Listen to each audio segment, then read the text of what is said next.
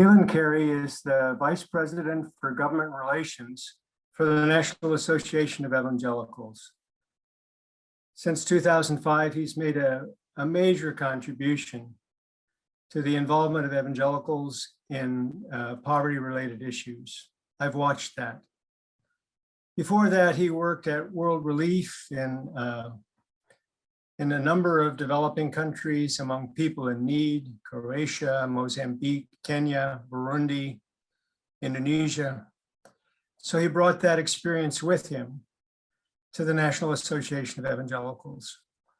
He'll talk about the evangelical movement, about their relationship to poverty, about their relationship to politics. I've asked him to help me figure out how it can be that the great majority of white evangelicals voted for Donald Trump in 2016 and again in 2020. It just seems incongruous. I'll also address that question in the blog post that I'll publish as a companion for this webcast. Now, Galen Carey. Thank you, David, and thanks to each of you for the opportunity to share some time together. I'm looking forward to our dialogue. I want to share a little more about myself beyond what's in the bio that they put on the website, because as David mentioned, I am one who has been embedded within the evangelical Christian movement, and so I hope that my story could give some color, perhaps, to what it means to be an evangelical. Then talk about the evangelical movement a little more broadly, and then evangelicals in poverty, evangelicals in politics, and then we'll come at the end to the things that David's talking about as far as Trumpism. Does that sound all right? So, well, first of all, I'm the son of a couple of farm kids. My mom grew up in Kansas, my dad in South Dakota. And they didn't travel very far away from home until they went off to college, which is where they met in Minnesota. And after they got married, my dad was a pastor for a while, but then they moved from Kansas, a little town of 80 people in Kansas, to the Philippines. So I spent the second half of my childhood, from age 7 until I graduated from high school, living in the Philippines, and that profoundly impacted my life. But what I wanted to bring out of that is that my parents were part of a very large movement of evangelical missions, which had been going on for a long time, but really exploded after World War II, when so many Americans who had been serving in the war overseas came, and people like my parents weren't in the military, but others like them came from farming communities and rural places all over the country. Their eyes were opened as they were brought around the world, and they saw how big God's world was, and many of them then had calls to mission work, as my parents did. They wound up spending 36 years there in the Philippines. And a little later, I'll talk about the work of Robert Woodbury, who has analyzed what the impact of this Protestant missionary work has been around the world.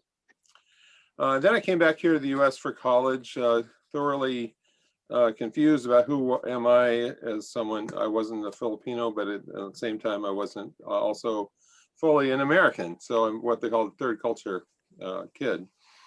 I did my college work near Chicago and suburbs of Chicago, and also then attended seminary, did my MDiv at Trinity Evangelical Divinity School.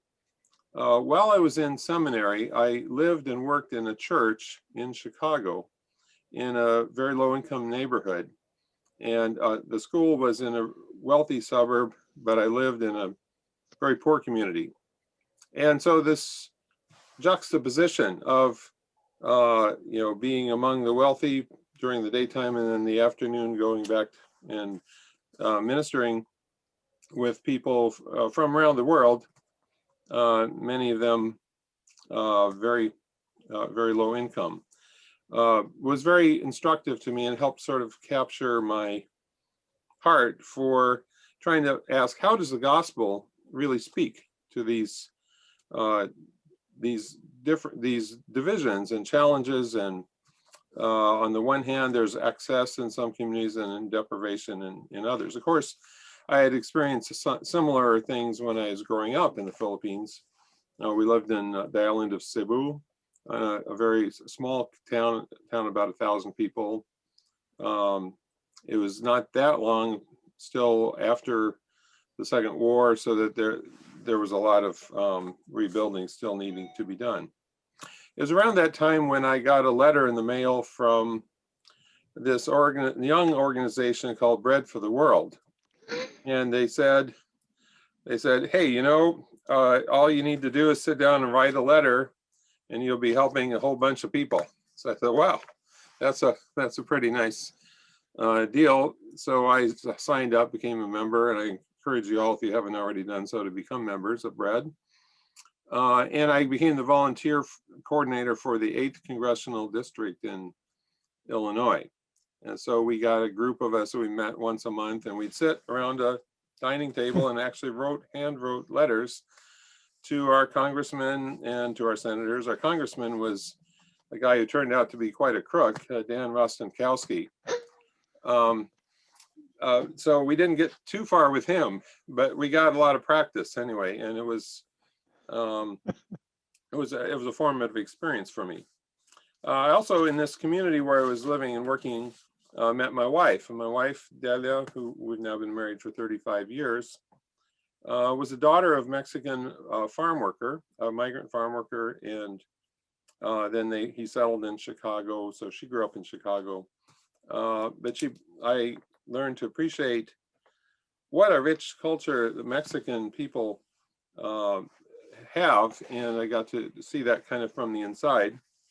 And that then got me to be very interested in the situation with a lot of immigrants from Mexico who contributed enormously in many different ways to the well-being of our nation, but oftentimes struggled, and many of them without even proper documentation for being here. So that was another long journey in terms of engagement. In 1986, I helped to set up, through World Relief, a whole network of churches that help people to get legal status through the Immigration Reform and Control Act. As David mentioned, I served about 26 years with World Relief. Part of that time was resettling refugees here in the US. The other part was living and working overseas in the countries that you mentioned. And again, I want you to notice the international engagement that the evangelical movement has cultivated, so that they have sent missionaries around the world. They also have sent humanitarian workers, such as myself, around the world, and engaged often with very sacrificial gifts. I was very touched many times by how generous people were in giving to support needs of people that they'd never met and never would meet. There's, I think, something to be prized there. Nicholas Kristof, you may have read some of his work, he's a columnist for the New York Times, does a lot of travel in Africa. And one of his comments made in a column a number of years ago was that he said, after you get outside of the capital cities and you're in the remote areas that are hard to get to, the only foreigners you'll run into are either Catholic or evangelical missionaries. And many of them are serving without any recognition at all, in small outpost mission hospitals, or doing Bible translation, all different types of work. But they do it far from the headlines. And he said, he himself being liberal and not a Christian, but he said, my people don't do this kind of work, but the people who are doing this are Catholics and evangelicals principally. Of course, there are others as well. Then, as David mentioned, came back to the US and joined the National Association of Evangelicals, and I'll share a bit more about that in a moment. And then the final thing I want to say, just in terms of introduction, so I'm also a pastor and a church planter, which is something else that evangelicals give a lot of attention to. Is one of our key commitments is sharing the good news of the gospel with other people. So my wife and I have a small congregation. It was meeting in our home pre-pandemic. Now we're meeting on Zoom in what we call the Zoom chapel. But it's a church affiliated with the Anglican Church in North America, which is a renewal movement within the Anglican Communion. So that's my other hat. Actually, I don't have a hat, but my other role that I play. So that's, I don't know that I'm a typical evangelical, but if you don't know other evangelicals, it's nice to meet you. And that's who you're going to be hearing from the next hour or two. All right, so talking about evangelicals more generally, I want to start by asking you to tell me what an evangelical is. So if you just take about a minute to jot down some notes, and then in the chat, can you write like a one-sentence definition of what is an evangelical Christian? And then we'll just see what I'll read them out and we'll see what you, that'll help me also to see where you're coming from. Okay, evangelical Christians focus on sharing the gospel, God's word, the Bible, as they see that only the gospel will cure the world of its ills. Okay. I believe evangelicals were people seeking to bring others into a faith they believed in and help the oppressed. Lately, not so much. I'm interested in what you think of the terms being used by others who feel similarly, post-evangelical or adjacent evangelical. Okay. Sort of an amalgamation of different denominations that place emphasis on grace and, aptly, evangelism. A Christian whose faith focus is on personal relationship with Jesus and God, Scripture, and transformational experiences of metanoia, turning away from sin. So have at least one Greek scholar in the group. That's great. Conservative, Bible believer, Jesus as personal Savior. Group of people who believe in God and the saving work of Jesus, with an emphasis on evangelism and missions and the importance of a personal relationship with Jesus for a transformed life. Evangelicals believe in the gospel of forgiveness through the death and resurrection of Jesus Christ. They have high respect for the Bible and the literal meaning of what it says.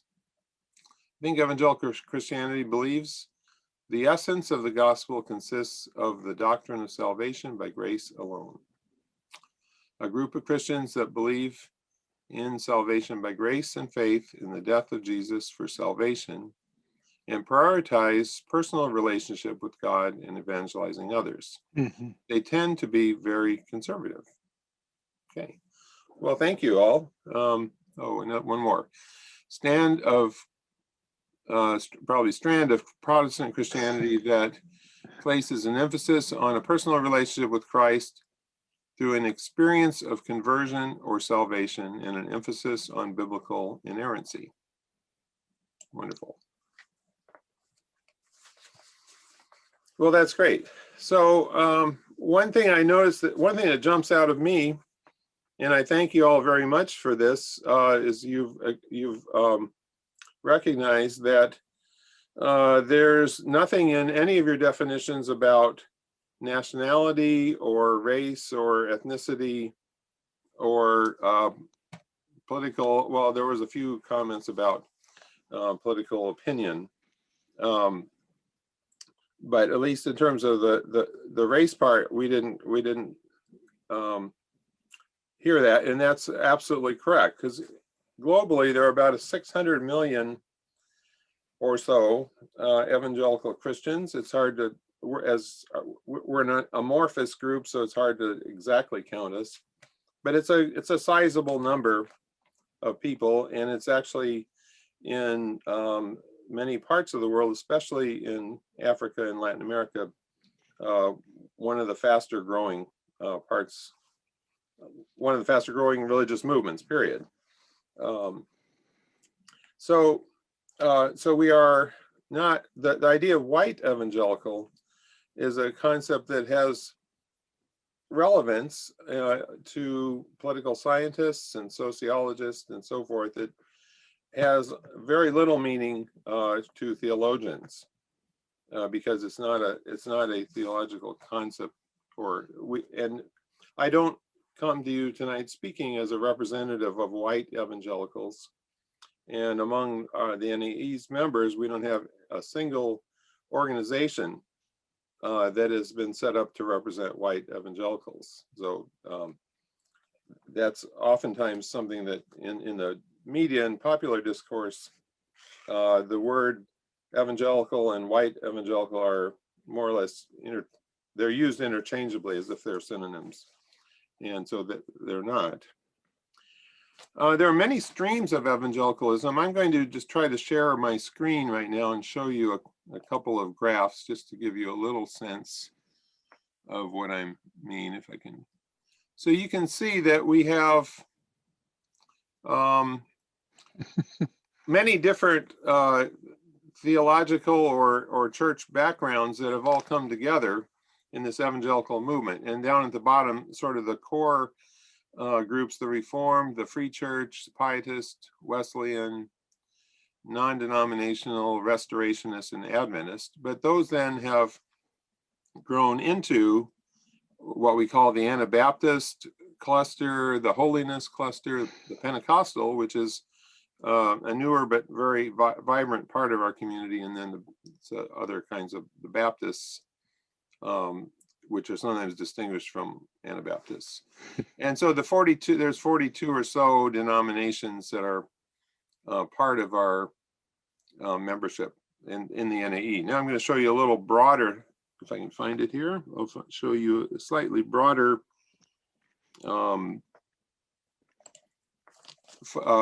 chart that also shows other evangelical groups, including those that are not members of the NAE. So just give me a second. Let's see. Can you see this? Okay, so let me see if I can pull it down there. Okay, so you'll see here, again, there's a whole variety of emphases within groups that are considered evangelical. They, ranging across different theological spectra. And then each one has more than one expression. There are these families of Baptists. There's quite a few different flavors of Baptist. The Holiness as well, Pentecostals, and so on. Okay, so that gives you just a little picture. Those are, and by the way, those are not yet there. That's unpublished. We're still tweaking them a bit, but fairly soon we should have those available to share. I can't pass them out just yet because they're still being tweaked, and who knows, maybe there'll be a new denomination by the time we get to publish them. But so what does bring us together? Well, David Bebbington is probably the best known categorizer of evangelical distinctives. So he's divided them into 4 parts, and this is probably familiar to you, but he talks about biblicism, crucicentrism, conversionism, and activism. Those are 4 themes around which evangelicals can be identified. So as several of you mentioned in your one-sentence definitions, evangelicals are people who take the Bible very seriously. And we see it, at least in our theory, if not always in our practice, we see it as being foundational for everything that we do. The person who developed this, his name is David Bebbington, Bebbington. You can easily Google him. He's a Brit. And his definitions have really stuck, I think. Crucicentrism means the focus on the cross, the fact that it was Jesus' sacrificial death on the cross that makes possible our salvation. That is that's a core Christian doctrine, period, but it's one that evangelicals give a lot of attention to. And then thirdly, conversionism, that the conviction that every single person has to make a personal, have a personal encounter with God in which they turn over their life to Christ, and their life that they become then a follower of his. So I'll tell you my conversion story. I was 7 years old, and my family, we were actually on our way to the Philippines. We went by boat. Back in those days, before airplanes were very common. We went by boat. We were out in Seattle waiting to get on the boat. And we're staying at this guest house, and I'm playing with my sister in the yard, and a little boy, probably not more than a year or two older than me, came up to us and started talking and said, by the way, I have a question for you. He said, are you saved? And I said, well, what do you mean by that?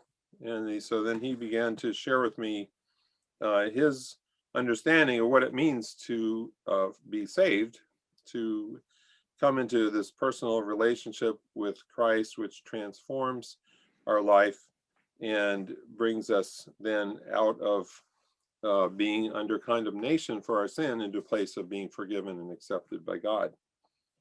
So we went back. I said, thank you very much, went back. And my sister and I sat and talked with my mother, and she talked with us some more, and we knelt down on the little couch there. And my sister and I both gave our lives to Christ. So at age 7, my theological formation was at a very early stage, but I still look back on that event, which is more than 50 years ago. And in fact, in 2013, which was the 50th anniversary, my wife and I actually flew out to Seattle and went to the exact place where I gave my life to Christ, and as a way of honoring that experience. So it's something that evangelicals take very seriously. And then finally, activism. We believe that we can't keep this message to ourselves, that we have to share the good news. We have to share the love of Christ with everyone. So love God, love your neighbor, and share the gospel. Go into all the world and share the gospel with every person. So those are the 4 things. And of course, if you look at that, you say, well, I don't know. I think a lot of Christian groups share to some extent each of those. And that's true. So that's why it's hard to count the number of evangelicals, because there are in every denomination, lots of people, Christian denomination, lots of people who would identify in this sense as evangelicals. My boss was giving a speech a few years ago at a major conference, and afterwards there were several Catholic priests came up and said to him and said, well, if that's what it means to be an evangelical, count us in, because we're evangelicals too. And by some measures, about 10% of the evangelicals in America are members of Catholic communities. All right, so we have a statement of faith. I was going to show it to you, but I don't have it ready to show. So it's on our website if you want to see. And he has a 7-point statement of faith that's been widely adopted by evangelical communities, and it basically underscores those 4 points. So now I want to talk a little bit about how do we, in this activism space, how do we envision this faith speaking into public policy and the life of the public life in which we all live. So we have a document, it's called For the Health of the Nation. Looking for it here, I have one on my desk. I keep it near my desk. I have my daily devotions reading it. It's also available on the website, nae.net. It's a really nice summary of evangelical convictions as applied to public policy. It's called An Evangelical Call to Civic Responsibility. So there's two parts. There's a general part about the basis for engagement, and then there are 8 principles that we try to follow. In terms of the basis for engagement, we start with creation, that in the creation mandate, where God said, be fruitful and multiply and fill the earth, that there's a mandate for human beings to care for all of God's creation and to justly govern that creation. It also tells us that every human being is made in God's image and therefore has essential human dignity that must be upheld. Then we see through the prophets the themes of justice and righteousness that are meant to characterize public life as well as personal life, right relationship with God and with fellow human beings. And then that is in Jesus' teaching, that's unfolded in his teaching about the kingdom of God, the reign of God in which we are invited to share. We then talk about the fact that because we are finite creatures, we don't know everything, we don't understand everything, and so we have to approach all areas of life, including public policy, with humility and civility. We don't know it all, and so many times, and David could give a lot of examples of this, there's a well-meaning laws are passed, and they have unintended consequences. And we think we're doing something good, and afterwards say, "Oh, well, there's some things that aren't so good," and so we have to go back and try again. Well, that's the case, and so whatever it is that you all are thinking for your activist projects about, I would venture to guess that at some point you might look back and say, "Well, that was part of that was good, but now that I know more, I think I would do something a little differently," and hopefully we keep learning that way. Finally, in terms of a general overall approach, we believe that representative democracy, while not the only form of government, and we believe that God works through any form of government, but we believe that it offers perhaps the best potential for unfolding a system of governance that respects human dignity and justice and righteousness. So we take our responsibility seriously as members of a democracy. And we have to say a democracy that's taken a lot of dings in recent years, but nonetheless one that is a precious gift to be stewarded and to be upheld and rebuilt. Secondly, then we'll come to our principles, 8 areas which we say these are not the only things that people should care about, but these are 8 things that evangelicals have come to agree are important and that we should focus on them. And I have to say, as an aside, that while we did secure agreement among our leaders that these are 8 things, not every leader agrees about all 8 of them, or they don't put them all in the same order of importance. But the principles are, I'll just list them and then we can briefly talk about them. Religious freedom, the sanctity of human life, protecting marriage, family, and children, seeking justice and compassion for the poor and vulnerable, protecting human rights, promoting racial justice and reconciliation, promoting peace and conflict resolution, and caring for God's creation. So it's a broad agenda, and it doesn't take a lot of political insight to recognize that there at present is no member of Congress who subscribes to all 8 principles of ours. And so we find that some are enthusiastic about 1 or 2 and others about another 2, but we haven't met anyone yet who agrees with us on all these things. So we think in that sense it's a balanced agenda that if put into practice would greatly bless our nation and would lead to peace and prosperity. I'll just give a couple examples of things that we're working on. We've done a lot of work on immigration reform, which is an issue that calls on several of these principles. Immigration is a lot of it has to do with family unity, bringing families together. And as you know, many families are separated by international borders. Have to wait for years, sometimes for decades, to reunite with their loved ones. We think that's certainly less than ideal. It's actually wrong in many ways. And so we advocate for immigration policies that would allow families to unify and then keep them together. We also don't like the idea of tearing families apart, especially those in mixed status households.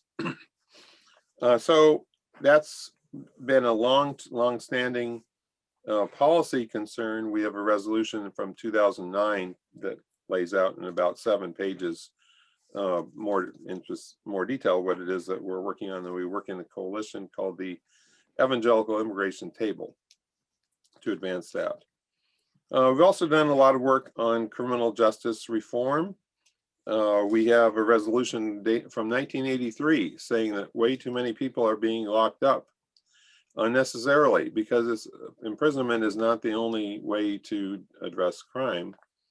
That since then, people weren't really listening to us, at least, because since then our prison population has approximately tripled, but has started to go down again, and there has been some positive movement, including the First Step Act.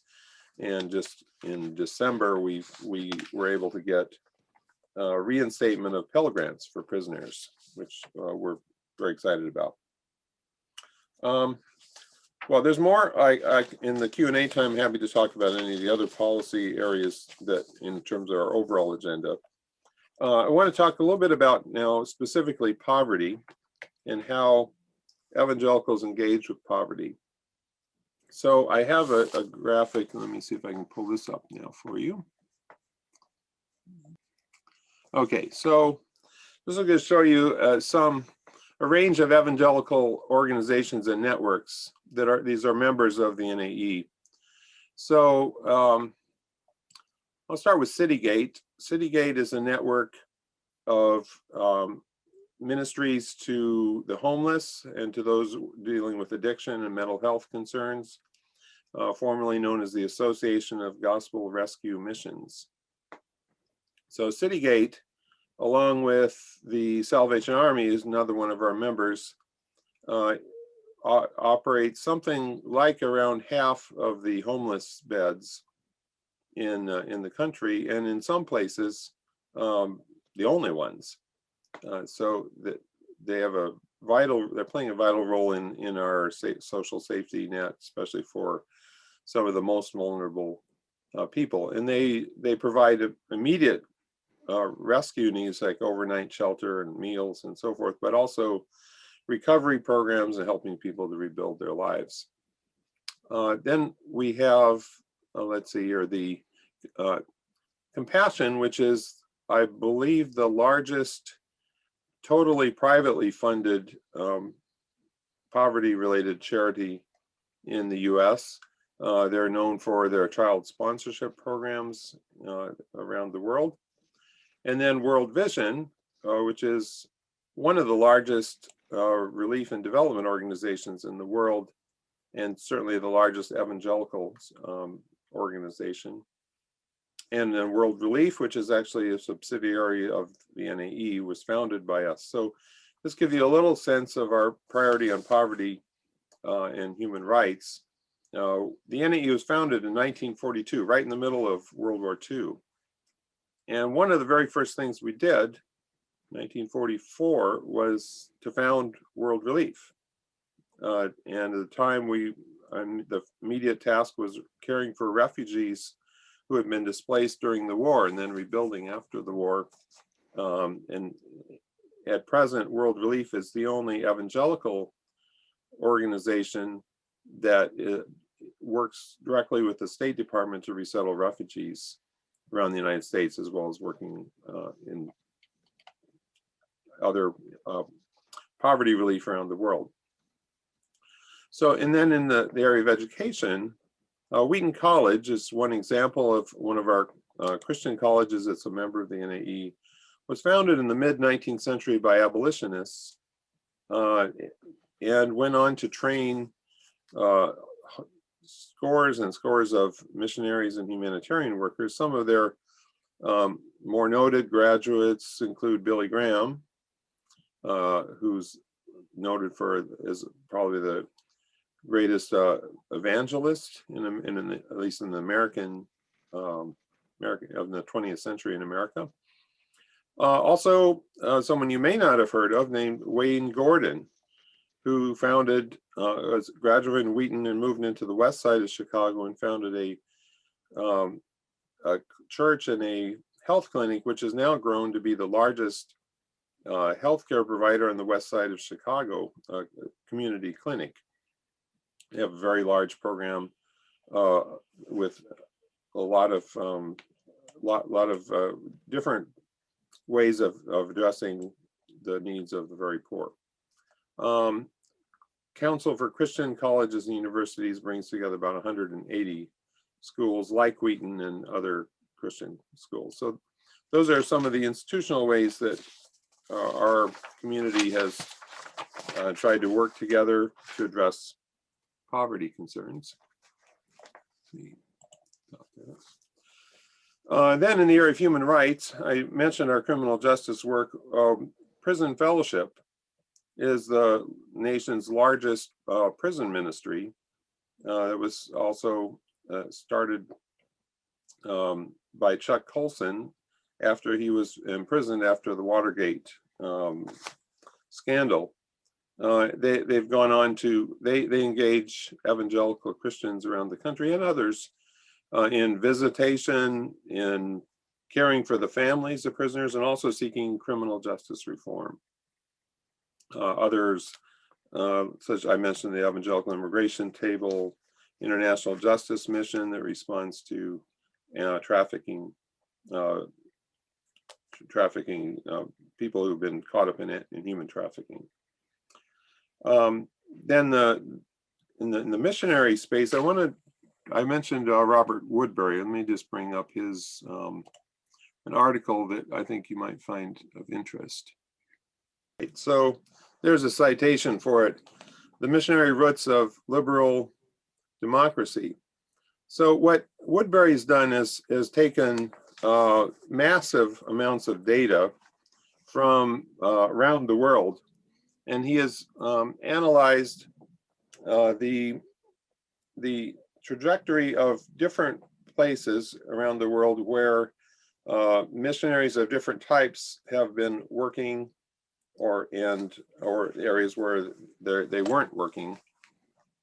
And I don't have time to give you the whole argument, but his basic finding is that the areas in the world that have developed the strongest democracies are those which had a large presence of Protestant conversionary missionaries. And he distinguishes those from Catholic missionaries and other Protestant missionaries who didn't emphasize conversion.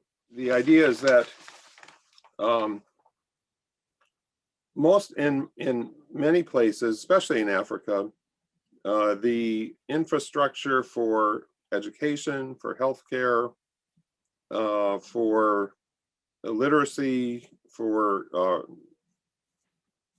newspapers, a lot of things that are part of what goes into making a democracy possible were actually came about in part through the work of missionaries, not all Western missionaries. A lot of times it was inter-African missionaries as well. So that's another way in which evangelicals have tried to address the topic of poverty. Let me come now to the topic of politics. And I'll have a few things to say, and then I'll be happy to interact more with you. In my experience, healthy churches are filled with Republicans and Democrats.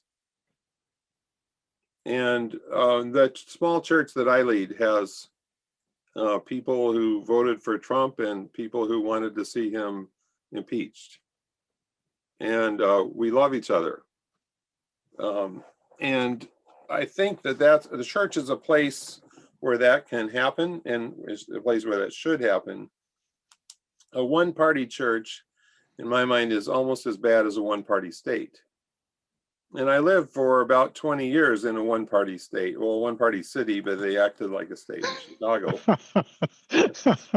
And it's not a pretty picture. It's a recipe for corruption, for abuse, for scandal, one scandal after another.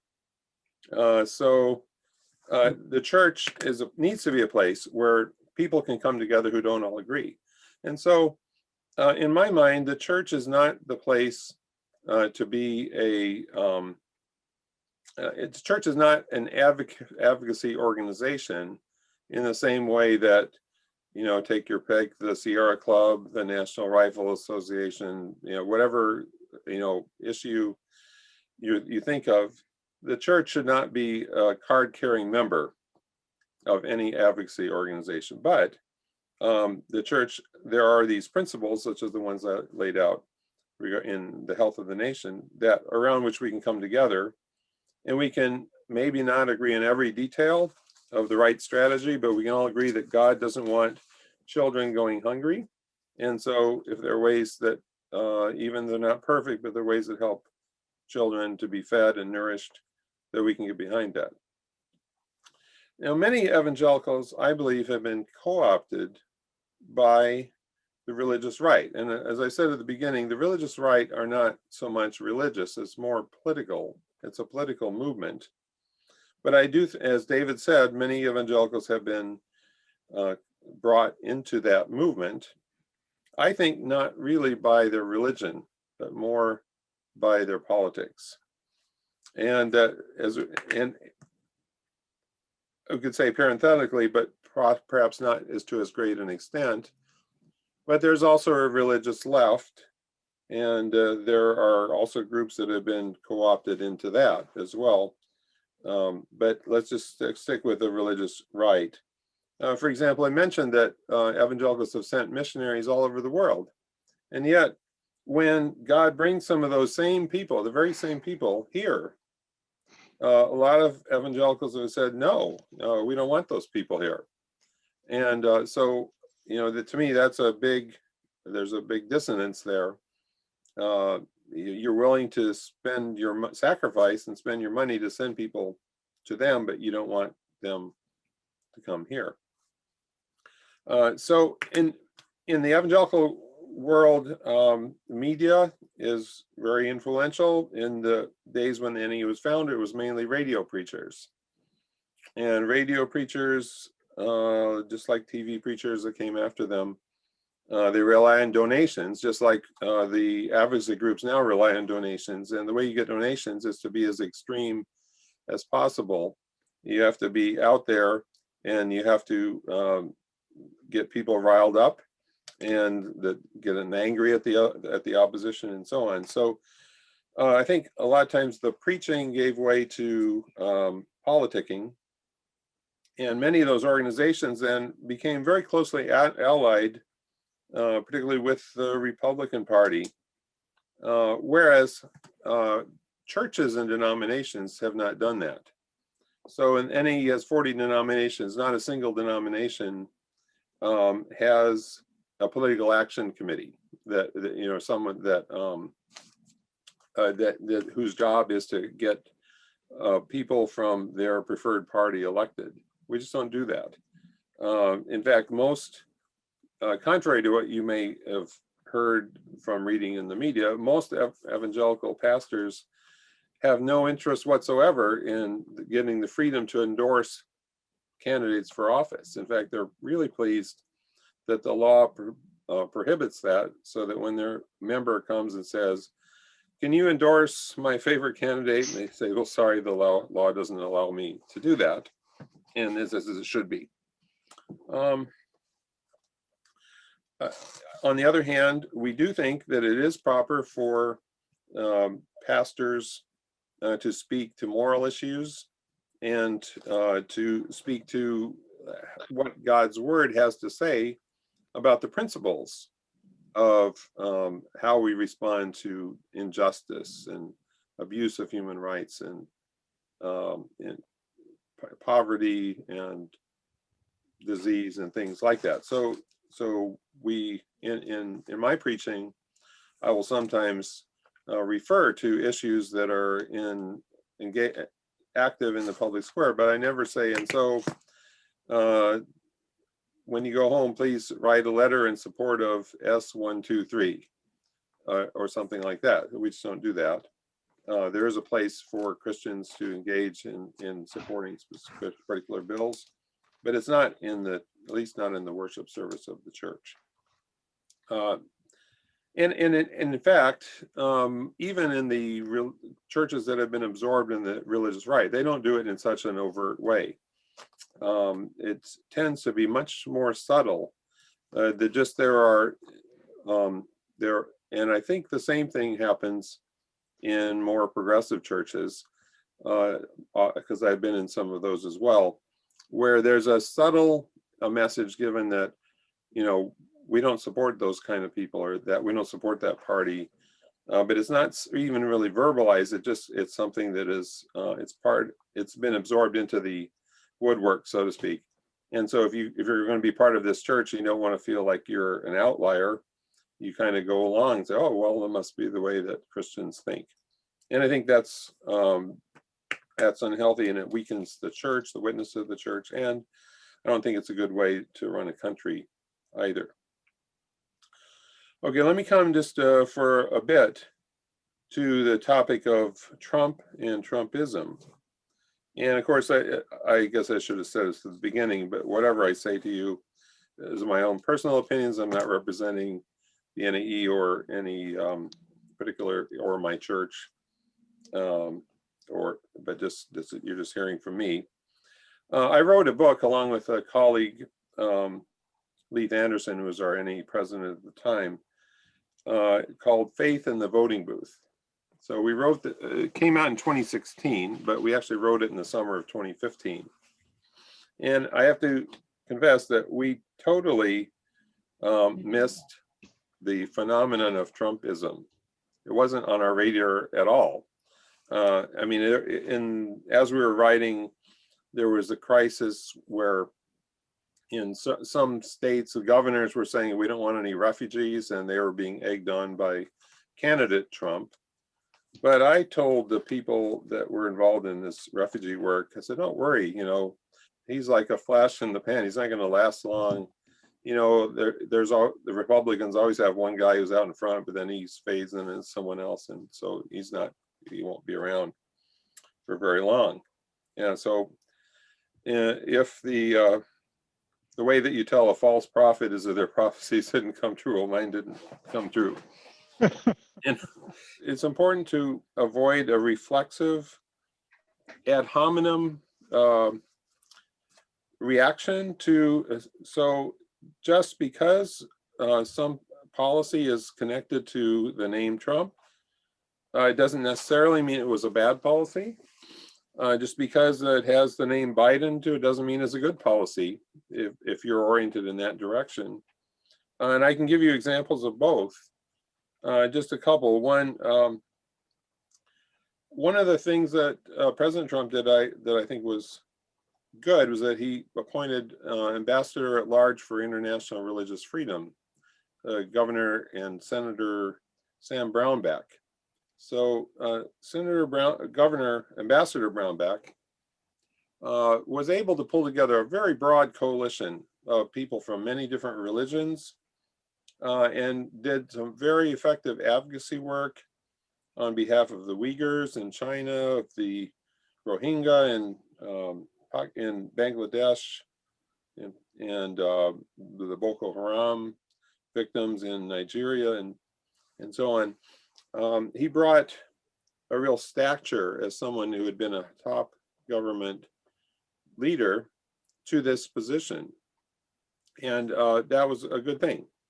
And his predecessor was a very liberal Democrat, and he also did a very good job. So together they showed that there are things that we can agree on across a political spectrum. On the other hand, I think President Biden has done an excellent job in setting a better tone for the country. But he's done some things already that are troubling. One of them just last week was he fired the general counsel of the Equal Employment Opportunity Commission. This was a woman who had given extraordinarily competent work to protecting or confronting religious discrimination in the workplace, which is what the EEOC's mandate, part of their mandate, is all about. Not just for Christians, but for people of many different religions. But because she had been appointed by a Republican president, even though it's an independent agency, he demanded her resignation, and when she refused, he fired her. So these kind of things, we don't expect that any leader is going to perfectly embody what we think principles of righteousness and justice should be. But we also understand that God is sovereign, and so God can work through any president, good or bad, and does. And we also recognize that when you vote for a president, you're not only voting for that one person and the vice president that tags along, but you're voting for several thousand political appointees who are going to go into every branch of the administration, every cabinet agency and department. And those people, some of them are true believers in whatever their party stands for, and some are much more radical than the president. It's certainly been the case with President Biden. President Biden campaigned and won as a moderate and is trying to govern, I think, as a moderate. But among these appointees, there are some who are far from moderate and who we anticipate will do things that we won't like in the years ahead. But that doesn't mean that we're going to be attacking the president. Rather, we always look for ways to catch him doing something right and applaud that, and support our leaders when we can, and always pray for them. Great, thank you very much. Well, thank you. I enjoyed being with you all, and I wish you God's blessings on your studies and on your future work in ministries. Thank you. Thanks, Galen. Thanks a lot.